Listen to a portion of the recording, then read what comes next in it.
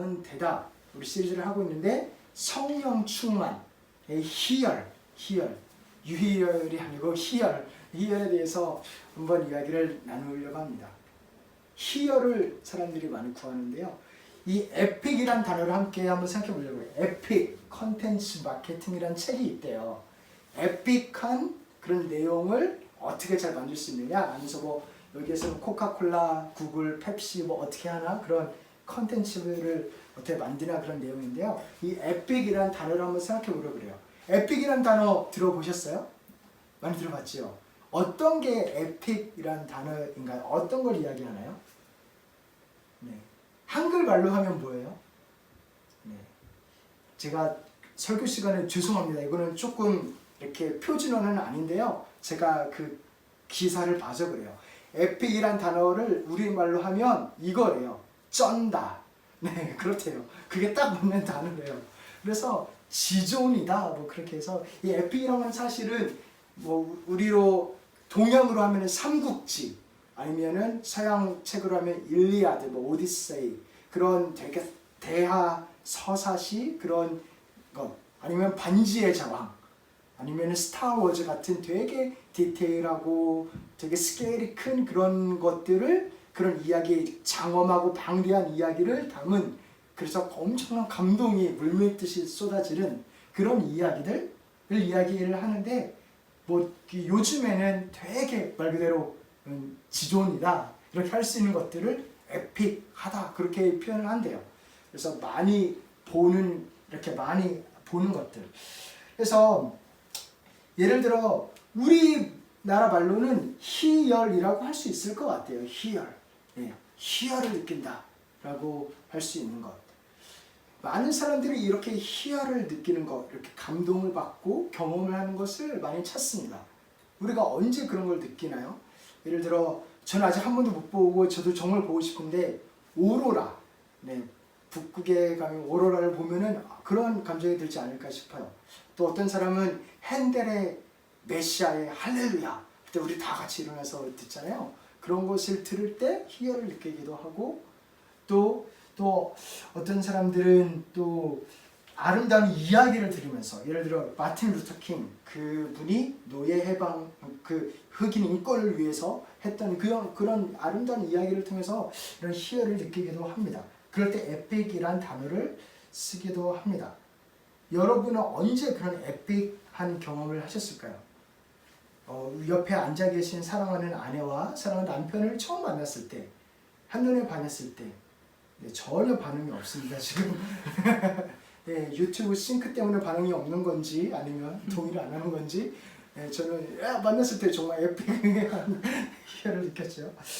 혹시 그런 경험을 찾아다니지는 않나요? 많은 사람들이 찾아다니기도 하는데 여행지를 막 다니고 그죠? 그러면 한번 생각해 보면 사람들은 언제 이런 아름다운 감동과 밀려오는 그런 충만한 그런 감정을 느낄까요? 뭐 우리가 쉽게 생각할 수 있는 거는 아름다운 것을 만났을 때였을 것 같아요. 아름다움, 무엇이 아름다운가? 네, 그 아름다운 것 중에 하나는 이렇게 갓 태어난 아기가 정말 소중하고 아름다운 것 같아요. 저는 제 입에서 이런 말이 나올 줄 몰랐는데 정말 그렇더라고요. 네, 이렇게 갓 태어난 이 베이비를 보면서 어떤 사람은 정말 프레셔스하다, 너무 소중하고 아름답다라고 하는데 정말 그렇습니다. 우리 그 존재만으로도 정말 너무나 아름답고 소중하고 그렇게 너무나 예쁘죠. 그런 아이들도 있고 또 뭐 우리가 잘 알듯이 자연의 그랜드 캐년이나 뭐 나이아가라 펄이나 뭐 우주의 뭐 하늘의 은하수나 그럴 수도 있겠고요. 그런 아름다움, 진짜 아름다운 것을 봤을 때 우리가 그런 감동을 느끼기도 합니다. 그리고 또는 감동적인 이야기를 들을 때 또 그렇게 우리가 그런 마음이 움직이는 그런 감동을 받기도 하지요. 무엇보다도 우리 부모님의 자식을 향한 그 희생들. 네. 그래서 그렇잖아요. 저희 노래를 만드는 사람들끼리는 이렇게 노래가 감동적이길 바라잖아요. 그래서 치트키가 있어요. 엄마가 들어가면 돼요. 엄마 했는데 감동 안 받는 사람은 진짜 그렇게 드물거든요. 그래서 그런 엄마라는 그런 한마디의 큰 울림이 있고 참고로 다음 주가 마더스데이입니다. 맞죠? 참고로 마더스데이는 그리고 또한 또 코로나 이야기 들어보면 목숨 걸고 이렇게 환자를 돌보는 그런 아름다운 이야기들도 우리가 보곤 합니다. 그런 감동적인 이야기에서도 그런 감정을 느끼는데 또한 이렇게 그런 영상들이 유튜브에 많이 있잖아요. 그거를 찾아보기도 하는데 정말 사람이 이렇게 초집중하게 되고 이렇게 마음이 막 움직이고 온몸에 막 아들레날린이 이렇게 솟는 그런 영상은 어떤 영상이냐면 바로 내가 나오는 영상이에요. 내가 나오면요, 그거에 내가 나오면 사람이 진짜 이렇게 집중할 수밖에 없고 인게이지 할 수밖에 없고 그렇습니다. 예를 들어 BTS, 네, 여러분 다 BTS 좋아하시나요? BTS가 코로나 때 캠페인을 하는 영상을 찍었다고 해보세요.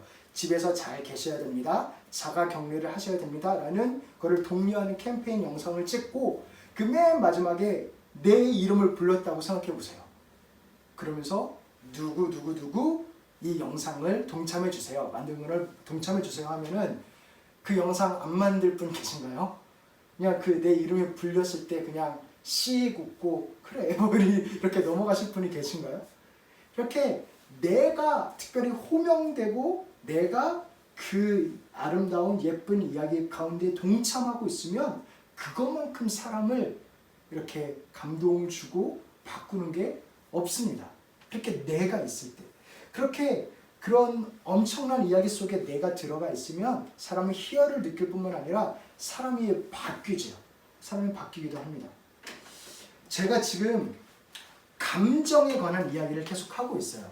감정. 왜 이렇게 감정 이야기를 하나? 네, 이성적인 걸 이야기해야지 왜 감정을 이렇게 이야기하나 싶기도 할 수 있는데요.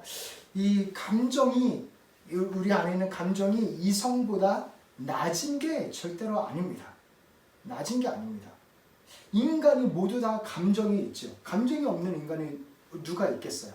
그래서 만약에 인간에게서 감정의 부분을 떼어놓으면 그 사람은 사실은 그거는 완전한 인간이 아니라고 할 수가 있어요. 인간이 지정의가 있는데 지식 그리고 정서, 감정, 의지가 있는데 그게 인간인데 어떻게 감정을 뺄 수가 있을까요?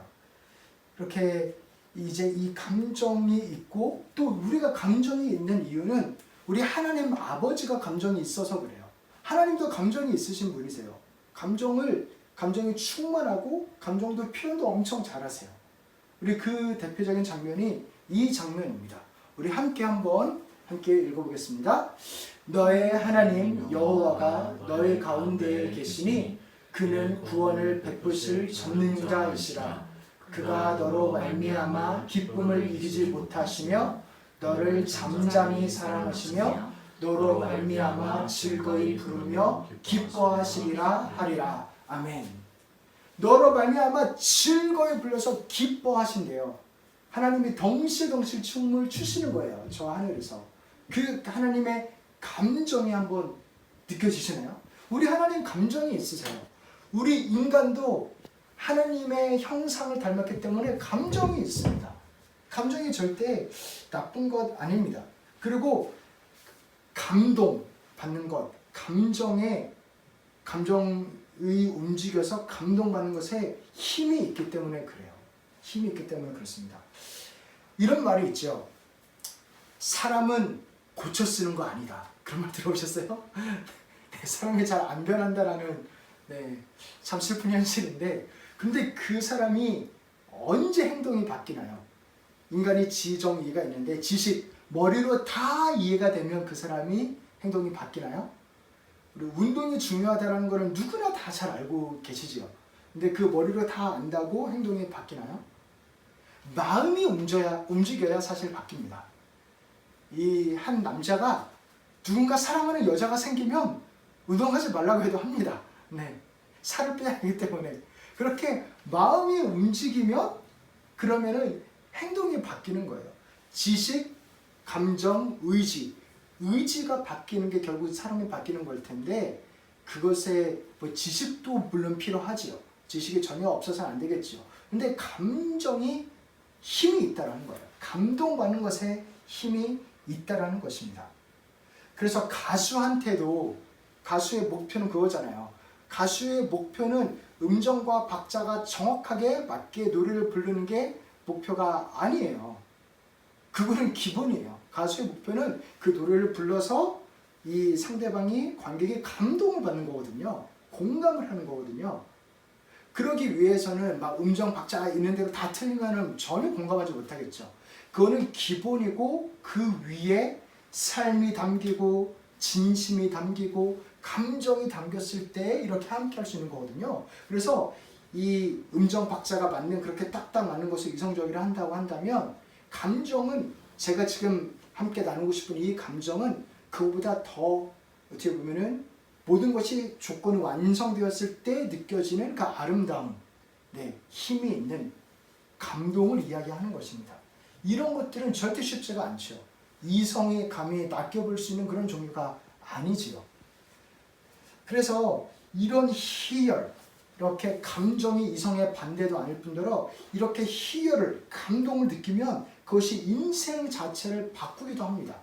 그런 경우가 있지요. 예를 들어 우리 전에도 한번 나눴었는데 파스칼이라는 사람, 그거는 세계의 천재였어요. 수학으로도 파스칼의 정리도 있고, 그 사람이 하나님을 한번 딱 경험하고 나서 무슨 철학, 수학 이런 거 다 버리고 탕세라는 신학적인 것만 이렇게 집중했어요. 그리고 또 많은 선교사님들 한번 생각해 보시면 그분들이 모두 다 그런 건 아니지만 많은 분들 중에 우리 역사의 책으로 보면 이렇게 옥스포드 그리고 아니면 하버드 그렇게 되게 지성적으로 유명한 대학들을 나왔는데 그분들이 머리가 이성 판단을 잘 못해가지고 그 선교지 아무도 없는 그 선교지에 가서 그 젊은 나이에 죽으시는 건가요? 그게 아니죠. 이성을 뛰어넘는 뭔가 그 감정과 삶을 바꾸는 것을 경험했기 때문입니다. 그래서 우리가 한번 이 감정, 그냥 우리 일반적으로 그냥 감정적이야 이렇게 좀 이렇게 하대하는 그런 감정이 아니라 정말 그 감동을 한번 생각해보고 사실 많은 사람들이 그 감동을 아니면 그런 경험을 그렇게 내 삶을 이렇게 영향력을 주는 일생일 때의 경험을 구하고 있다는 것을 한번 생각해 보기를 원해요. 그래서 여행지를 가서 그걸 느끼려고도 하고 어떤 유명한 공연을 가서 그런 감동을 받으려고 노력하기도 하고, 그런데 오늘 함께 나누고 싶은 말씀은 그런 그 영향력이 있는 감정이 분명히 있는데 성령 충만이야말로 우리가 구해야 할 더 나은 성령 충만의 희열이야말로 최고의 감정 혹은 희열, 에픽이라는 것입니다. 너무 성령님 하나님을 이런 감정적으로만 바라보는 것이 어떻게 보면 죄송할 수도 있는데요. 우리가 너무 이 부분을 등한시하고 있기 때문에 한번 이쪽 방향으로 한번 오늘 말씀을 살펴보려고 하는 것입니다. 오늘 말씀에도 이러한 반응이 나와요. 정말 사람이 뒤집어지는 반응이 나와요. 우리 함께 한번 12, 13절 함께 읽어보겠습니다. 다 놀라며 당황하여 서로 이르되 이 어찌된 일이냐 하며 또 어떤 이들은 조롱하여 이르되 그들이 새 술에 취하였다 하더라. 아멘. 다 놀라고 당황하고 그래서 새 술에 취하였다. 술 취했구나 라고까지 이야기할 정도로 어떤 일이 일어난 거예요. 그 사람들에게 변화가 있었던 거예요. 이 성령 충만, 어떤 일이 일어났냐면 성령님이 오셨지요.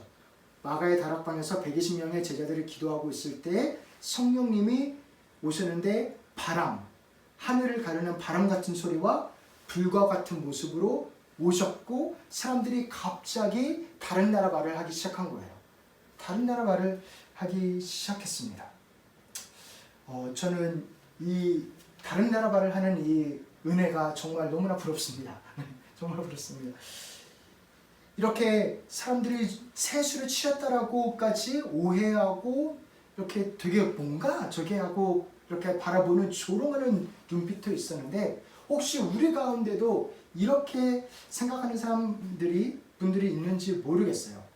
예를 들어 이 성령 충만, 성령의 세례, 우리 함께 이야기하고 강조하는데 이것을 보면서 아니 성령 세례는 성령님은 예수님 믿을 때 우리가 성령님 오신 거 아닌가? 근데 왜 또 성령님이 또 오셔야 돼? 라는 질문을 할 수도 있어요. 그리고 또 오순절 때 이렇게 성령님이 오셨지 이 오순절이 또 반복돼야 되는 거야? 라고 물을 수도 있습니다. 우리가 굳이 그렇게 되게 좀 어떻게 보면은 너무 나갔다라고 할 정도의 그런 정도의 그 하나님의 임재 그거를 그렇게 꼭 구해야만 해? 라고 질문을 할 수가 있어요. 그리고 혹시 예수님을 안 믿는 분이 계시다면 그거는 무슨 광신도 이단들이나 그런 거 아니야? 너무 무서운 거 아니야? 그렇게 생각이 들 수도 있습니다. 만약 그렇게 생각이 든다면 네, 그게 자연스러운 질문이기는 한데 이제 사탄이 원수가 어느 정도는 성공을 한 거예요. 왜냐하면 성령님을 구하는 거에 대한 두려움 때문에 그 감정에 대한 두려움 때문에 하나님의 임재를 구하는 것까지 좀 꺼림칙하게 만들었으니까 그런 면에서는 네, 사탄이 어느 정도 성공을 한 겁니다. 예수님을 믿을 때 성령님이 우리에게 물론 오셨습니다. 그래서 또 다른 성령이 오셔야 되는 게 아니죠. 당연히 아닙니다. 그래서 또 다른 성령을 구하자는 게 아니고 예수님을 믿었으면 성령이 오셨는데 이 믿음이란 걸 한번 생각해 보기를 바라요. 이 믿음이 감정이 없는 믿음인가? 그래서 머리로 다 이해가 되고 예수님이 나를 위해서 십자가를 지시고 내 죄가 죄값이 치러졌고 나는 사함을 받았어. 오케이. 그럼 나는 내 마음대로 살다가 뭐 필요하면 죽기 전에 회개하고 천국 가면 되겠네? 이런 게 과연 진짜 믿음일까? 이렇게 냉랭하고 이렇게 하는 것이 믿음일까? 그렇지 않다는 것이죠. 제가 말하고 싶은 거는 함께 나누고 싶은 거는 그래서 감정이 메말라 있는 믿음은 진짜 믿음이 아닙니다. 왜냐하면 여기서도 술 취한 거로 성령 충만을 이야기하는데 술 취한 사람이 티가 나나요 안 나나요? 혀가 꼬이고 네, 술 취하면 되게 대범해지지요. 그죠? 아니면 자버리나요? 모르겠어요. 네, 그렇게 사람이 바뀌는 게 당연히 보이는데 성령 충만하면 그게 보인다는 것이죠. 성령님이 오셔서 정말 예수님을 믿게 되면은 하나님을 향한 사랑이나 하나님을 향한 고백이 눈에 드러나게 보일 수밖에 없다는 것입니다. 그 믿음은. 그리고 또한 오순절 사건이 다시 재현되라는 것인가? 물론 그럴 수 없습니다.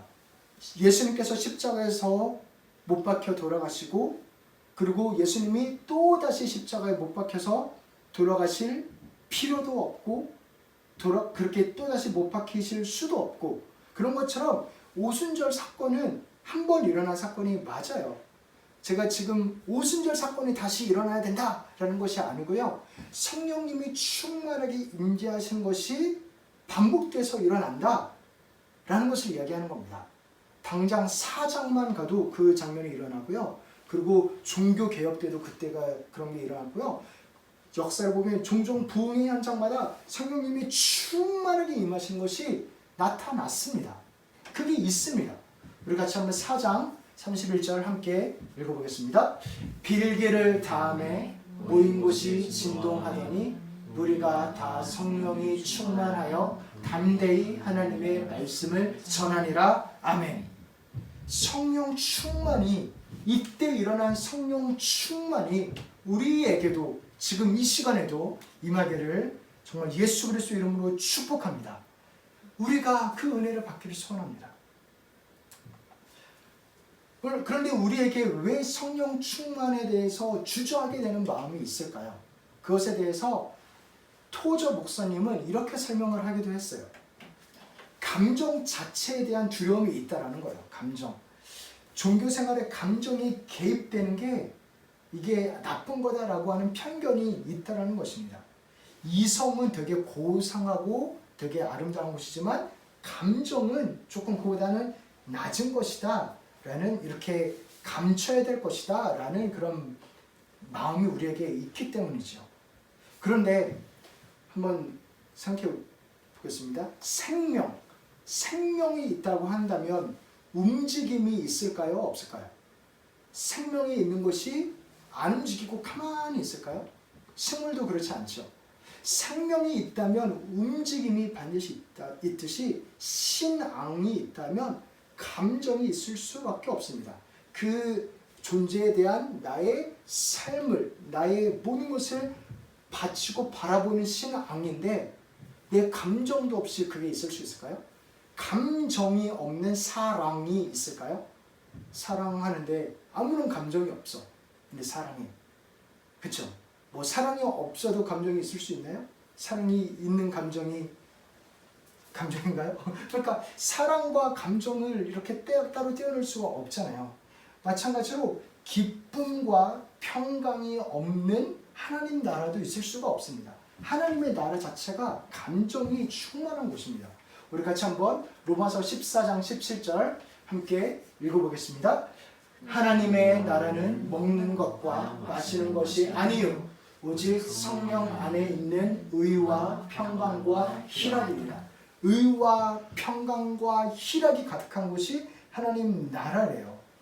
그래서 감정을 배제할 수가 없습니다. 그리고 또한 사람들이 왜 감정을 이렇게 하기로 꺼려하냐면 광신도에 대한 두려움이 있어서 그래요. 광신도들이 그렇게 했거든요. 이단이 그렇게 했거든요. 되게 지나치게 나아갔거든요. 그런데 우리가 지금 구하는 성령 충만은 성령이세요. 성령은 예수의 영이세요. 예수님은 아름답고 우아하고 그런 분이세요.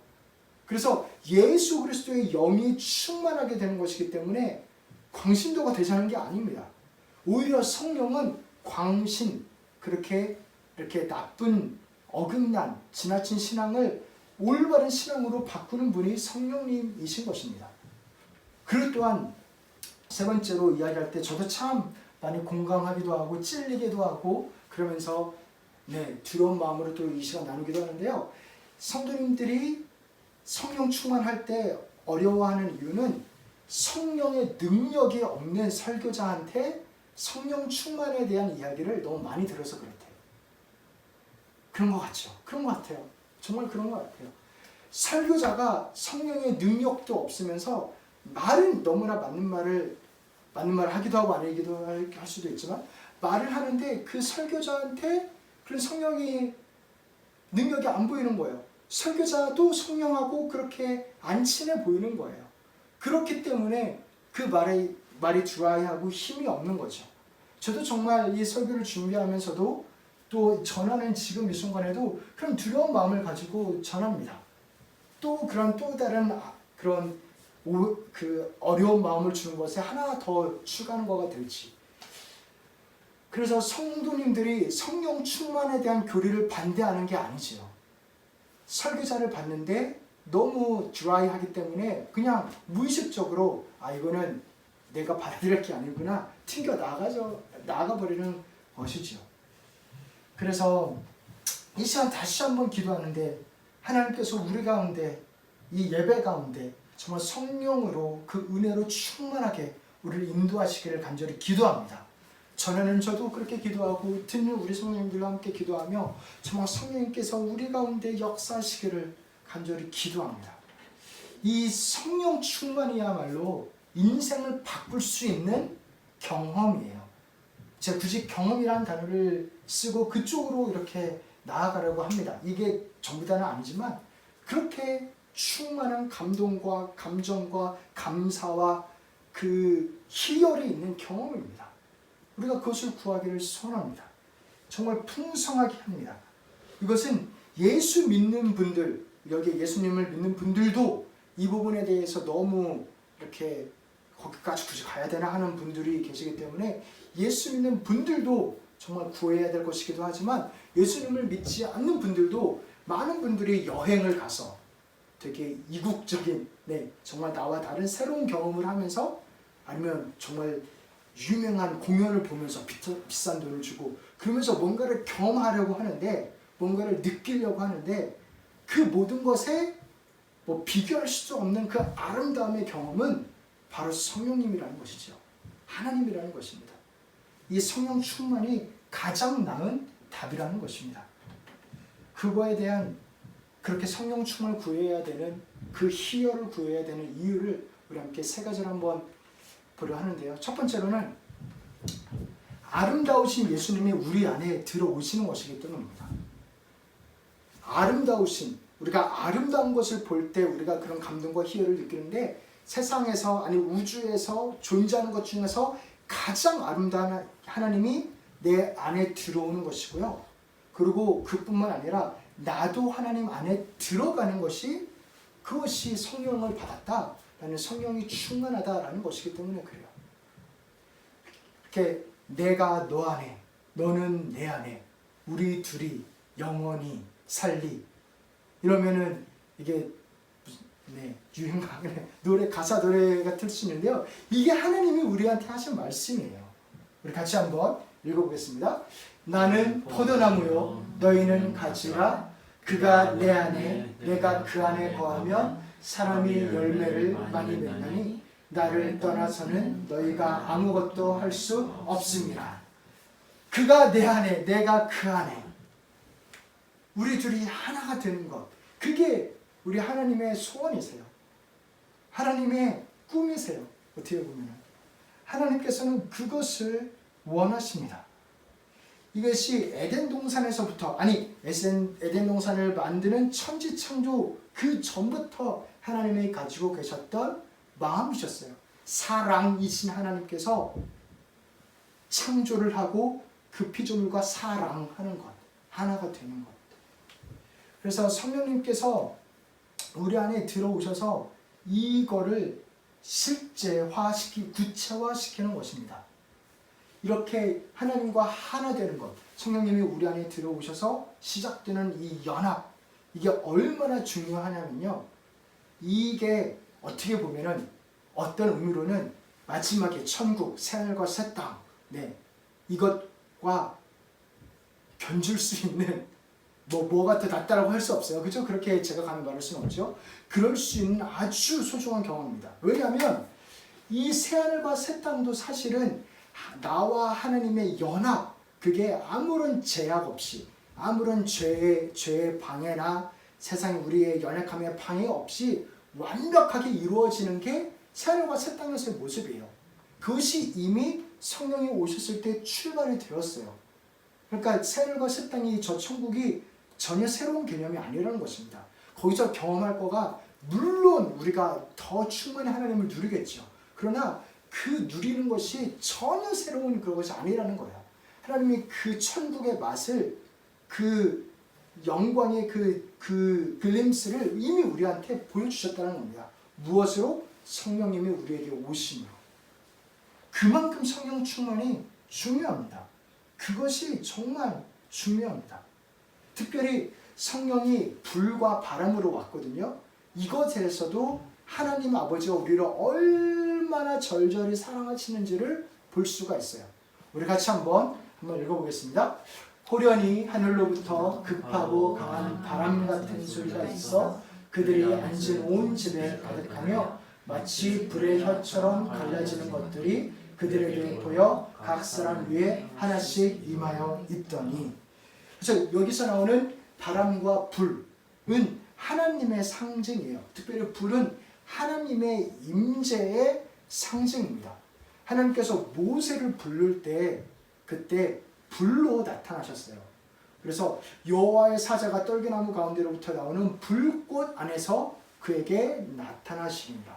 그래서 불로 나타나셨고요. 모세가 이스라엘 민족을 이끌고 광야를 지나갈 때 불기둥으로 함께 계셨고요. 성소를 짓고 지극히 거룩한 곳, 지성소를 만들려고 했을 때 그 지성소 안에 불로 계셨어요. 그래서 성경에서 나오는 불의 이미지는 엘리야의 하늘에서 불이 임하거나, 그것은 하나님을 뜻해요. 그래서 신명기에서는 이렇게까지 이야기합니다. 하나님의 불이라고. 우리 같이 한번 읽어보겠습니다. 내 하나님 여호와는 소멸하는 불이시요 질투하시는 하나님이시니라. 아멘. 우리 하나님은 불이세요. 불. 그 하나님이 오셨다는 거예요. 직접. 그리고 또한 바람을 한번 생각해 보면, 바람은 성령의 숨결, 그리고 생기, 생명이라고 할 수가 있는데요. 이 바람, 성령이 있기 때문에 우리 인간이 하나님을 닮은 존재가 될 수 있었습니다. 그래서 그거를 이렇게 이야기를 해요. 제가 읽을게요. 여호와 하나님이 땅의 흙으로 사람을 지으시고 생기를 그 코에 불어넣으시니 사람이 생령이 되니라. 그래서 하나님이 일부러 생기, 하나님의 숨결, 성령을 불어넣어 주셨어요. 왜냐하면 그래야 사람이 하나님을 닮은 존재가 되기 때문에, 그래야 사람이 특별한 존재가 되기 때문에, 이 생령, 생기는 숨결, 하나님의 숨결 바람은 정말 하나님의 그 생명과 성령의 그 정수를 보여줍니다. 그래서 에스겔서에서는 사람을 메마른 뼈를 살리는 그런 모습으로 생기가 나오죠. 우리 같이 한번 읽어보겠습니다. 이에 내가 그 명령대로 대언하였더니 생기가 그들에게 들어가매 그들이 곧 살아나서 일어나 서는데 극히 큰 군대다. 아멘. 이 생기가 우리 가운데 충만하게 임하시기를 간절히 기도합니다. 이 생기가 들어가매 살아나요. 살아납니다. 회복됩니다. 그리고 일어납니다. 그리고 극히 큰 군대가 됩니다. 그게 성령이 하시는 일이십니다.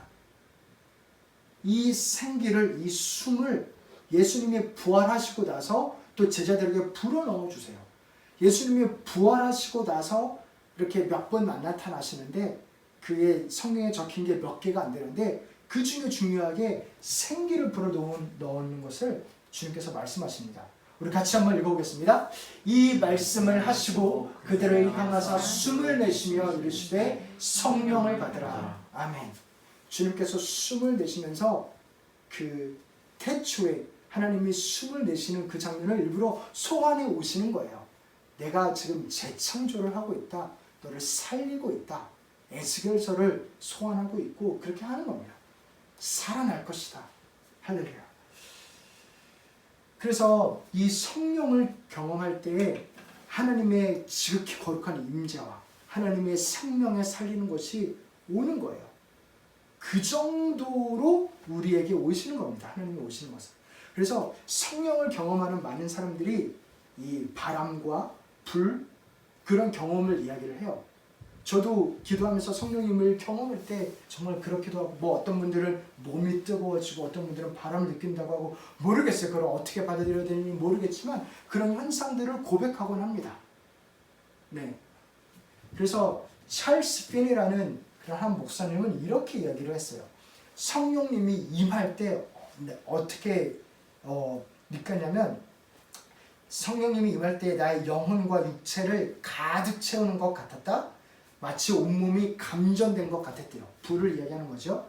그리고 하나님의 사랑의 물결이 내게 흘러 넘치는 것 같았다. 성령님의 생수와 같은 것을 이야기하고, 또한 그것은 하나님의 숨결이었다. 성령의 바람을 이야기하고, 또한 커다란 날개가 내려와서 나를 감싸고 바람을 보내는 것 같았다. 비둘기 같이 내리는 성령, 그것을 이야기하죠. 이렇게 하나님이 우리에게 직접 오시는 것이기 때문에 이것이 가장 큰 경험입니다. 또한 이것이 왜 희열이 있는 가장 큰 경험이냐면, 이 성령 충만이 하나님의 구원 이야기, 하나님께서 구원을 회복을 하는 그 이야기의 절정에 있는 게 성령 충만이기 때문에 그래요. 우리가 에픽한 이야기를 들을 때 감동이 있잖아요. 하나님의 에픽한 이야기의 절정은 이 성령 충만이기 때문에 그렇습니다.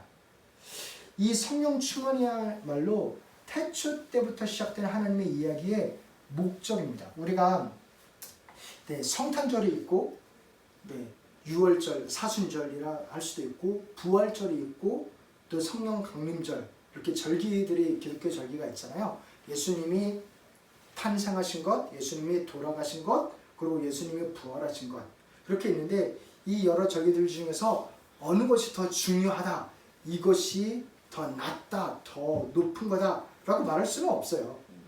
모든 것이 다 하나로 이어졌기 때문에. 그런데 어느 것이 무엇을 위한 것이다 라고는 말할 수 있어요. 예를 들어 예수님이 탄생을 안 했으면 예수님이 십자가에 달릴 수 없지요. 그래서 예수님 성탄절은 유월절 아니면은 예수님께서 죽으신 굿 프라이데이, 그것을 위한 거였어요. 예수님이 탄생하셔야 십자가에 죽지요. 그리고 하늘에서 내려오셔야, 그리고 예수님이 죽지 않았으면 부활절은 없어요. 그러니까 이것은 부활절을 위한 것이었습니다. 그리고 예수님이 하늘로 올라가셨죠. 그러니까 생각해보면 예수님의 동선을 살펴보면 하늘에 계시다가 내려와서 완전 이렇게 땅 아래로 가셨다가 그리고 다시 올라온 이야기입니다. 그러니까 이렇게 사실 원위치가 됐어요. 왜 그걸 하셨을까요? 이것을 해야만 이렇게 하늘에 있다가 이렇게 내려와서 모든 것을 이루고 다시 올라가야만 할 수 있는 뭔가 있었기 때문에 그래요. 목적이 있으니까 이렇게 이 여정을 하신 거잖아요. 그러면 결국 승천하셔서 무엇을 하셨냐? 요거를 하려고 이 여정을 하신 거잖아요. 그러니까 이거의 중요성을 우리가 볼 수가 있습니다. 승천하셔서 무엇을 하셨죠? 승천하셔서 무엇을 하셨냐면 바로 이겁니다. 우리 같이 한번 읽어보겠습니다. 볼지어다 내가 내 아버지께서 약속하신 것을 너희에게 보내리니 너희는 위로부터 능력으로 입혀질 때까지 이 성에 머물러 하시니라. 약속하셨는데 성령 보내겠다 약속하셨어요. 주님이 승천하시고 나서야 성령을 보낼 수가 있었어요. 그래서 이 모든 예수님의 사건, 예수님의 사역의 모든 것들은 사실은 성령을 보내기 위함이었습니다. 그래서 하나님이 우리 가운데 거하기 위함이었습니다.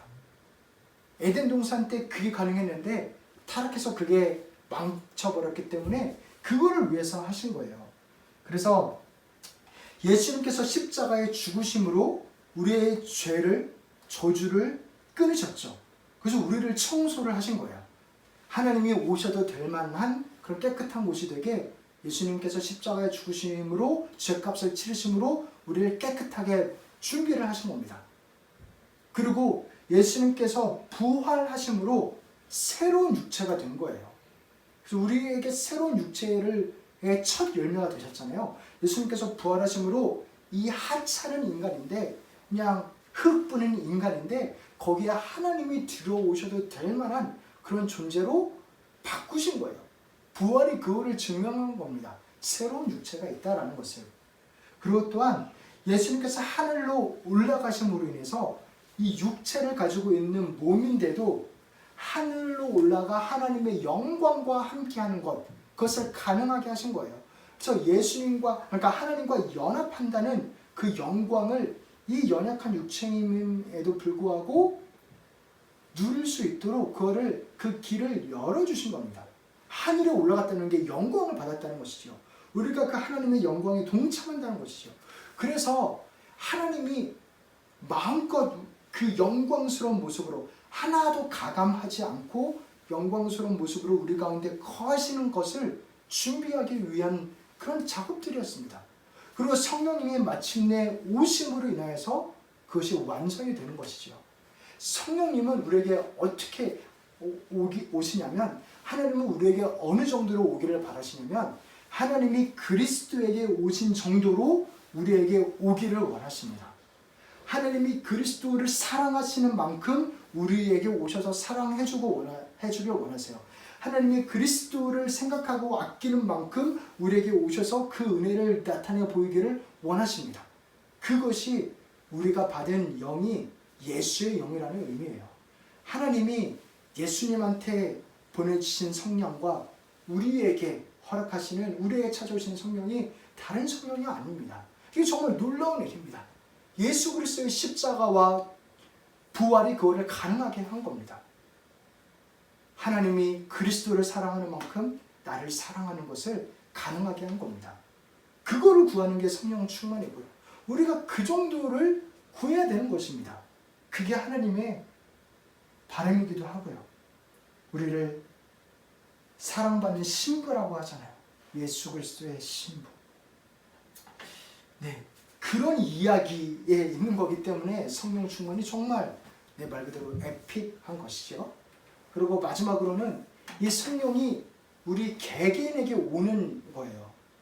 성령님이 임할 때에, 오순절날 임할 때에 불이 그냥 뭉뚱그려서 그 집 위에 집이 막 불타고, 그죠? 그렇게 뭉뚱그려서 오지 않았어요. 각 개인에게 각각 개인에게 불의 혀처럼 갈라져서 왔습니다. 네, 그 장면을 우리 다시 한번 읽어보겠습니다.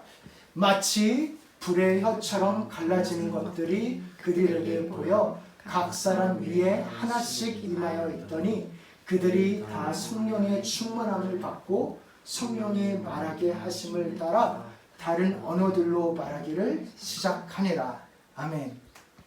그래서 성령이 충만하다는 것, 성령이 우리에게 오신다는 것은 내 인생 가운데 나에게, 나를 콕 집어서 나에게 개인적으로 구체적으로 오신다라는 거예요. 우리가 수업 들을 때 선생님이 딱 이렇게 다 콕 집어가지고 뭘 물어보면 갑자기 잠이 깨고 당황스럽고 갑자기 막 머리가 빨빨 들어가가지고 어떻게든 대답해야 되고 그러잖아요. 그렇게 개인적으로 구체적으로 오셨다는 것입니다. 성령이 그냥 뭉뚱그려서 오시는 게 아니고요. 그게 이제 불이 각 사람 위에 혀처럼 이렇게 왔다는 것도 그렇기도 하고 제자들이 각기 다른 언어들을 말을 했어요. 그 자리에 그 예수님의 제자들이 120명이 있었고 또 그날이 오순절, 6월절로부터 50일이 지난 절기였기 때문에 여러 나라들에서 많은 유대인들이 예루살렘을 방문하고 있었어요. 그래서 다 다른 언어를 쓰는 사람들이. 근데 이 제자들이 각기 다른 언어로 막 말을 하는 거예요. 근데 그거가 이해가 되는 거예요. 여기서 제가 정말 설교를 준비하면서 정말 은혜 받은 말씀은 제자들이 다른 언어들로 말했다라는 거예요. 이게 제가 영어를 잘하고 싶어서 저도 그래서 은혜를 받기도 했는데 그것도 있지만 제자들이 각기 다른 언어를 했는데 그 종류가 되게 다양하거든요. 우리 이따가 성경 볼 텐데 정말 나라들을 구체적으로 써놨어요. 근데 이 제자한테 이 언어를 하게 한 게 그냥 랜덤리 너는 이거 중에 이거 해 그렇게 하셨을까요? 아니에요. 하나님께서는 이 제자가 특별히 뭐 로마어 아니면 이 제자가 특별히 이집트어 아니면 아라비아어를 했다고 한다면 그것이 이 제자한테 꼭 필요한 이 제자를 너무나 잘하시는 하나님이 그 제자를 사랑하고 그 제자를 통해서 영광 받으실 하나님이 그 언어를 콕 집어서 너는 이거다 라고 주신 건 거예요. 각 사람이 각각 다른 언어를 하는 것. 하나님이 엄청나게 구체적이신 분이기 때문에 개개인에게 맞는 언어들을 말하게 하셨고 그걸로 끝나는 게 아니고 그것이 모두 다 알아들을 수 있겠습니다. 얼마나 놀라요. 내가 지금 스페니쉬를 듣고 있는데 내가 이해가 돼요. 난 스페니쉬 저는 못하는데. 그런 식으로 각기 다 다른 언어를 말하는데 다 무슨 말을 하고 있는지 알아들었어요. 완전 기적이죠. 우리 같이 한번 얼마나 다양한 언어로 얼마나 구체적으로 하나님이 하셨는지를 한번 보겠습니다. 우리 같이 한번 읽어보겠습니다. 우리는 바데인과 메데인과 엘람인과 또 메소포타미아, 유대와 갑바도기아, 본도와 아시아, 부르기아와 밤빌리아, 애굽과 및 구레네에 가까운 리비아 여러 지방에 사는 사람들과 로마로부터 온 나그네 곧 유대인과 유대교에 들어온 사람들과 그레데인과 아라비아인들이라 우리가 다 우리의 각 언어로 하나님의 큰일을 말함을 듣는도다 하고 너무나 다양한 안 틀리고 읽기도 어려운 그 나라들의 언어를 하면서 그 각 개개인에 맞는 언어들을 주시면서 그렇게 개인적으로 구체적으로 개인의 삶 가운데 임하시는 것입니다. 그 개인의 삶을 임하셔서 무엇을 보여주냐면 하나님의 큰일, 너가 이 하나님의 큰 일에 속해 있는 자란다. 너가 하나님이 써 나아가는 구원의 이야기에 속해 있는 자란다. 너의 삶이, 너의 사역이, 너의 재능이, 너의 꿈이, 너의 기대가, 너의 가족이, 너의 눈물이 이 아름다운 하나님의 작품을 마스터피스를 써 나가는데 쓰임을 받는 거란다. 나는 너가 필요하다 말씀하시는 거예요. 너의 색깔이 필요하다 말씀하시는 거예요. 하나님의 큰 일에는, 하나님의 작품에는. 그래서 물론 이렇게 언어가 한꺼번에 다 이해되는 게 물론 우리 성도님들 잘 아시다시피 바벨탑, 바벨탑 때 하나님께서 내려오셔서 인간들의 언어를 흩으셨죠. 그런데 이번에는 다시 내려오셔서 인간의 언어가 다 다를지라도 다 알아들을 수 있는 회복과 구원을 이루시는 그것을 보여주는 것이 맞습니다. 그 의미가 맞는데요. 특별히 주목하고 싶은 것은 개개인에게 오셨다는 거예요. 개개인에게. 구체적으로 오셨다는 것입니다. 그래서 무엇을 하시는가? 나를 회복하시고 하나님 나라를 회복하는 부활의 증인으로 삼으시는 거예요. 그걸 하기 위해서 오신 겁니다. 우리 같이 한번 읽어보겠습니다. 오직 성령이 너희에게 임하시면 너희가 권능을 받고 예루살렘과 온 유대와 사마리아와 땅끝까지 이르러 내 증인이 되리라 하시니라. 아멘. 땅끝까지 이르러 내 증인이 되리라. 그것을 하게 하시려고 능력으로, 즉 성령이 너희에게 임하시면 너희가 권능을 받고 능력으로 임하시는 것입니다. 그냥 우리를 그냥 등 떠밀고도 알아서 해, 그게 아니고요. 성령으로 나의 재능과 나의 꿈과 나의 강점과 약점을 가장 잘 아시는 분이 능력으로, 성령으로 오셔서 그 사명을 하게 하시는 것입니다. 사랑하는 성도 여러분, 우리 가운데 이 성령의 충만하게 임하시는 은혜가 충만하게 넘치기를 간절히 기도합니다. 정말 한 분 한 분 가운데, 그 한 분 한 분의 꿈 가운데, 그 한 분 한 분의 눈물, 이제까지 살아오면서 경험한 하나님과의 추억 가운데 그 모든 것을 다 회복시키고 결국 하나님의 큰 일을 향하여 달려나가게 하는 그 놀라운 하나님의 은혜를 누리기를 소원합니다. 우리가 매일매일을 경험하면서 이게 결국 이거 내가 과거에 겪었던 게 결국 이거를 위한 거였구나, 그렇게 발견할 때마다 정말 감동을 하고 깜짝깜짝 놀라기도 하잖아요. 저 같은 경우는 하나님께서 우리 겨자씨 교회를 이렇게 인도하시는 게 그러한 부분이었어요. 겨자씨 교회 아시다시피 제가 이렇게 이름 합시다 하고 결정한 게 아니잖아요. 우리 다 투표해가지고 한 성도님이 추천하셨고 우리 같이 투표해가지고 감사하는 교회하고 경험을 펼치다가 결국 겨자씨 교회가 딱 됐는데, 이 겨자씨 누가복음 13장 19절 이야기가 저한테는 되게 소중한 이야기였어요. 왜냐하면 2001년도 제가 대학교 들어갔을 때 그때 8월 MT 그 수련회거든요. 그때 그 동아리 출신 한 선대 목사님이 3일 내내 전하신 말씀이 이 겨자씨 비유에 대한 말씀이었어요. 그때 너무 많이 은혜를 받았거든요. 그때 제가 하나님의 거목, 그리고 나무가 온전하게 자라서 숲을 이루는 것, 특별히 예수 그리스도의 숲을 이루어야 된다는 그 꿈과 그 그림이 그때부터 사실 생겼어요. 그래서 제가 들어간 학교를 되게 안 좋아했었는데 그 수련회를 가고 내가 이 말씀 들으려고 이 학교에 아니면 이 동아리에 왔었구나 라고 생각이 들 만큼 정말 큰 은혜를 받았었습니다. 근데 그렇게, 그것도 거의 20년 전 일이죠. 그렇게 시간이 지나서 하나님 앞에서 이제 교회를 개척하라는 그런 말씀에 저희가 가족이 순종하며 나아갈 때 하필 교회 이름이 겨자씨 교회가 된 거예요.